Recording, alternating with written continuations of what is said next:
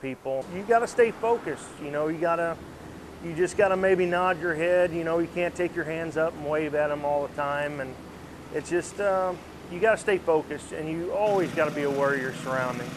Safety is the most important part. Anytime you're working around the machine, working out of the trucks, getting in and out, you've always got to watch. Really, you got to really pay attention on everything you do here.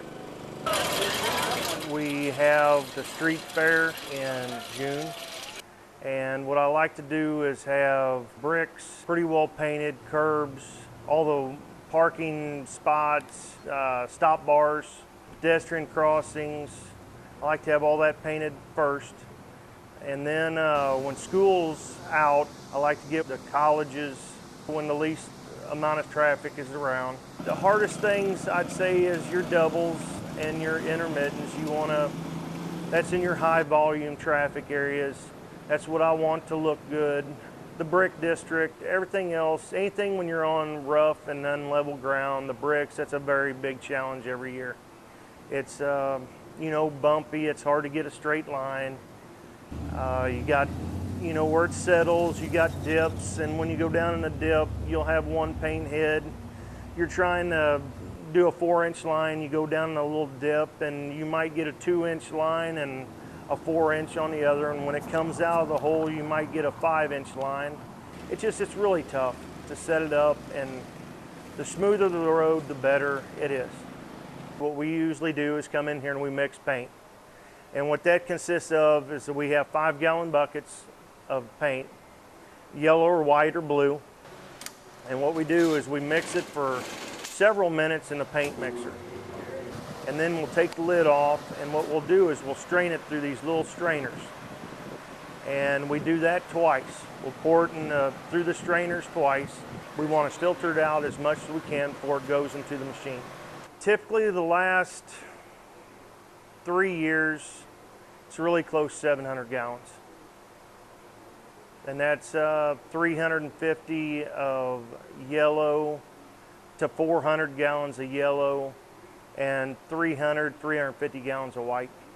We have a little practice area out here in the parking lot, and what I do is after we get the paint machine loaded up with paint and everything going good, the beads distributing well, I try to make some lines and make sure that they're 4 inches or 6 inches, depends on what I'm painting.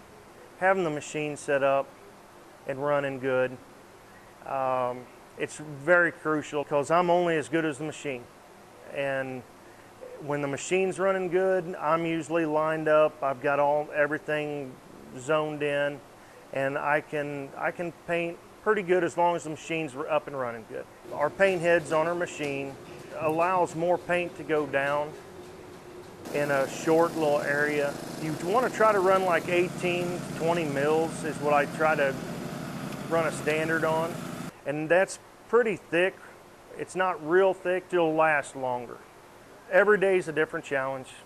You can't make everybody happy. If we're on a 3-lane road, if we're working in an intersection where there's 3 lanes, you got an incoming, you got a left turn. That doesn't inconvenience people too bad. I can block them off, we can get in and out pretty quick. When I'm running my intermittents and doubles, that's usually running down straight the middle of the highway.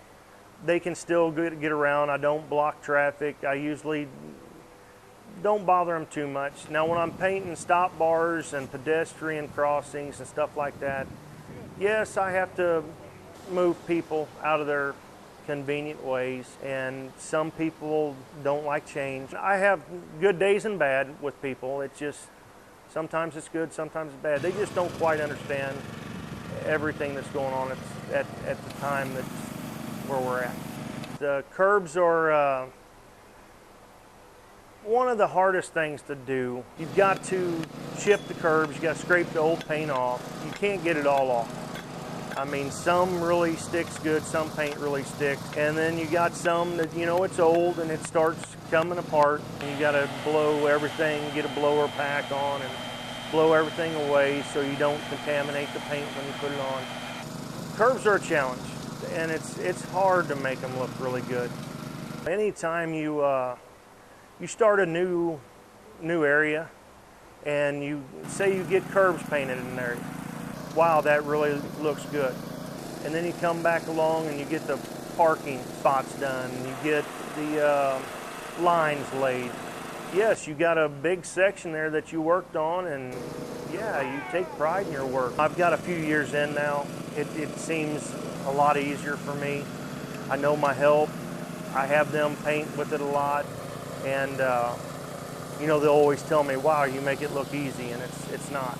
The most important part is at the end of the day, when you're done painting, and we bring the machine in to clean up. And what we do, we run it through 3 stages. We run clean water through all the hoses to get everything out.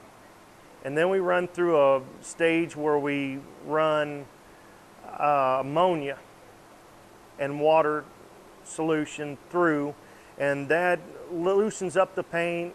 And then on the last stage, we run a lubricant. And what it does is we run that through, and that lubricates the hoses, keeps everything from gelling up in there. I try to get everything painted in the city and last and look really good for a year. And usually by the end of the year, after the plow trucks have gone over everything, and it starts showing wear. And then by the time springtime rolls around, it's due for another coat of paint.